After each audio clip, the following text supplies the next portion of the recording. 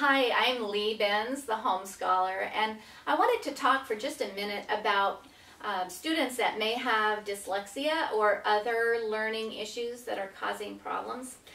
Sometimes parents will get so wrapped up knowing the learning challenges that their child is involved with that it kind of shades their whole perspective of high school. So here's what I don't want you to do. I don't want you to think that the dyslexia in your child is defining who they are and their entire trajectory through high school. If they have trouble with English, they're only having trouble with English. That doesn't mean that everything else gets thrown out the window. So you don't have to hold your child back because they have one or two issues that they're not understanding really well.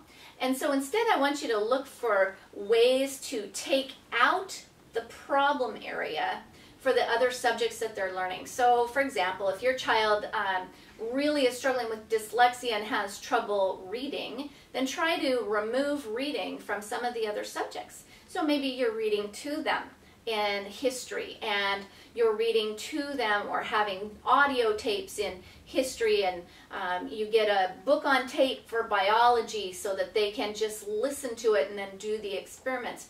So you're trying to remove that one little problem area from the teaching that you're doing. The other thing I don't want you to do is to hold them back because of a certain level in a subject. So sometimes people will say, my child is 16 years old, but he's not in high school yet because he's not doing Algebra 1. Okay? Don't hold them back because of their level of math. Just continue to teach them in all the other areas. And then, you know, if they're just not up to grade level, you can say that they've taken literature and composition and they've done their foreign language, but in math, they're doing Mathematics 8 for freshman year. And that's fine. You know, your job is just to put down on your transcript what you know to be honest and true, and honest and truly their high school level in all the other areas except for this one area. The other thing I want to do is to encourage you really quickly, because I know that we look at our homeschooling friends and we think that all of them score in the 87th percentile, right?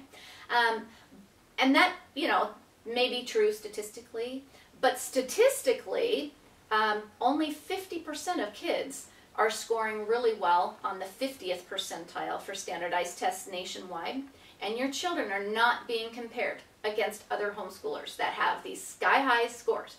Your children are actually going to be compared for college admission with the general population who get the 50th percentile. So if you can get your child to get over the 50th percentile on those test scores, they're probably going to do pretty good in the college admission rat race that's out there.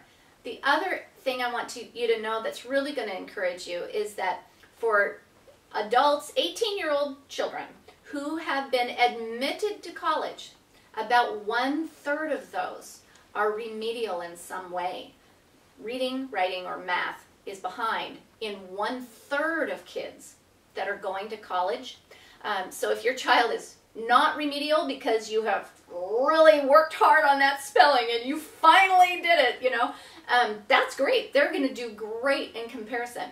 But if you can't quite pull them up in that one struggling area, whether it's math or spelling or whatever, they can still go to college. They can still get the support that they need. Colleges are used to it. 1/3 of their population has the same problem as your child. So don't be panic-stricken, all right? And don't hold them back, because they can survive and thrive just like other kids do. I hope that encourages you. Have a great day.